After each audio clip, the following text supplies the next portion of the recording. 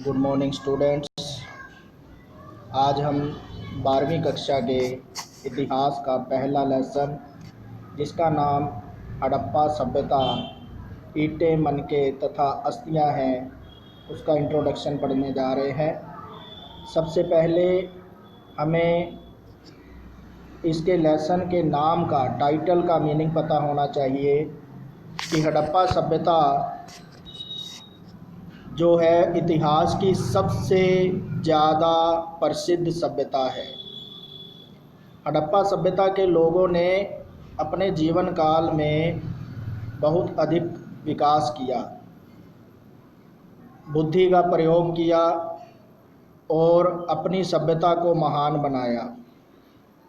इतिहासकारों ने जब खोज की, धरती को खोदा गया, तो उसमें से जो उन्हें ईंटें, मनके और अस्थियां मिली, उन्हीं से उन्होंने उस प्राचीन सभ्यता के वर्षों का ज्ञान किया। तो अब हम इसका इंट्रोडक्शन शुरू कर रहे हैं। सबसे पहले पुरातात्विक साक्ष्य। पुरातात्विक का मतलब होता है प्राचीन और साक्ष्य का मतलब सबूत। प्राचीन सबूत कौन कौन से होते हैं? इनमें मकान, घर, इमारतें, मिट्टी के बर्तन, मोहरें, औजार और सिक्के आदि होते हैं।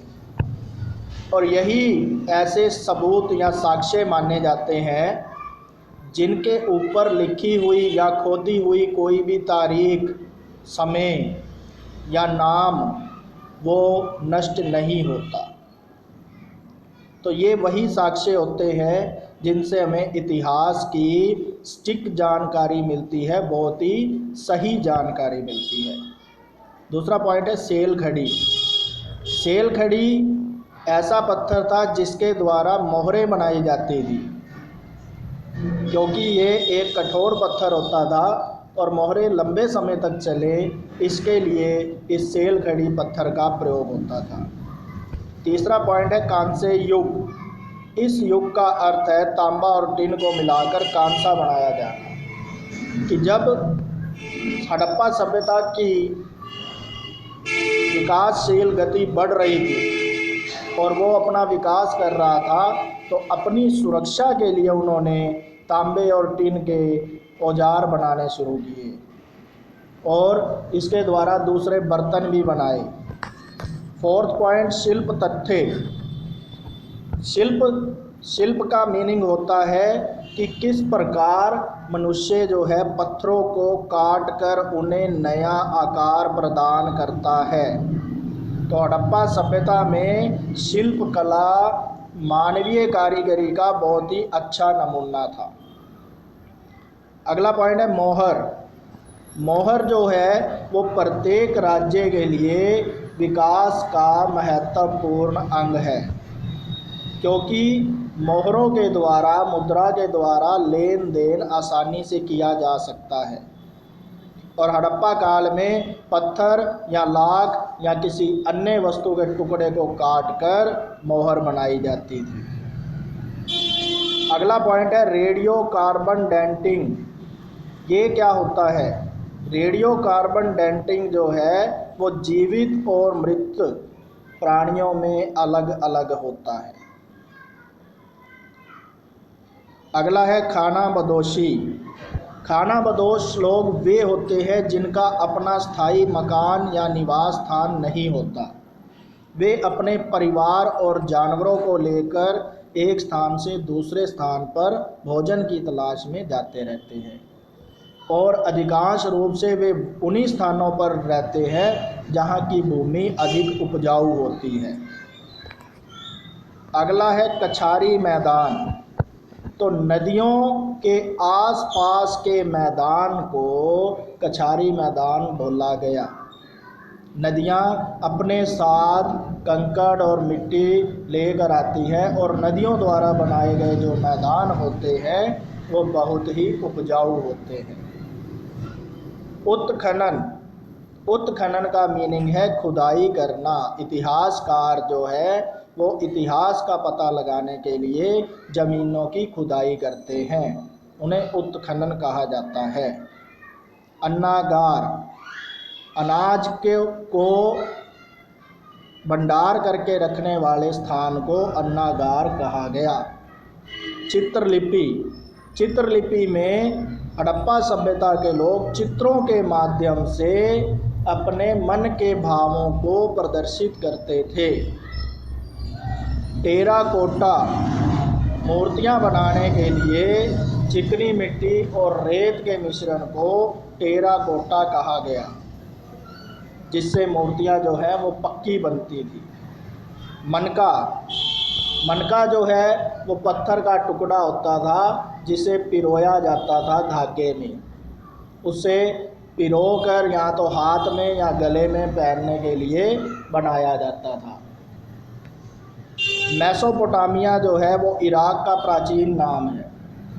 इराक में मेसोपोटामिया नामक शहर था जो कि हड़प्पा की तरह ही बहुत ही अधिक सभ्य था, और वह 2 नदियों के मेल से बना हुआ था, और उस 2 नदियों के संगम के ऊपर इस शहर को बसाया गया।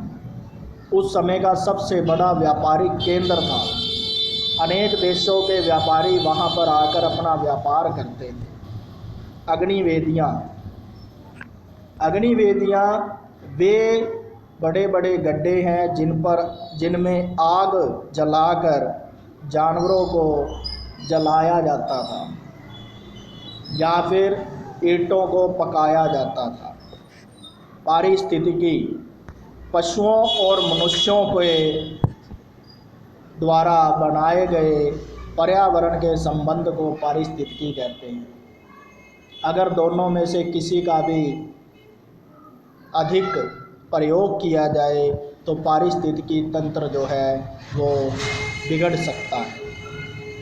विवर्तनिक विक्षोभ, यह पृथ्वी की चाल पर निर्भर करता है।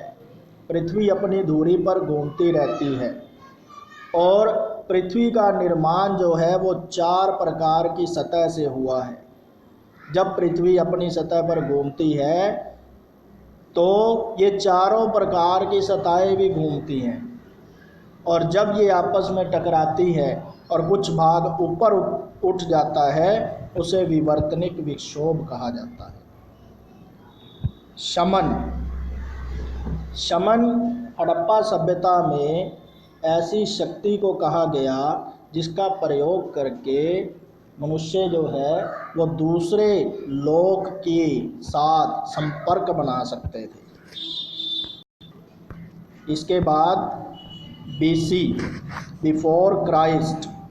बिफोर क्राइस्ट का मतलब ईसा पूर्व, ईसा मसीह के पैदा होने के पहले के साल को, वर्षों को ईसा पूर्व में लिखा जाता है, और यह जो है ये उल्टे चलते थे।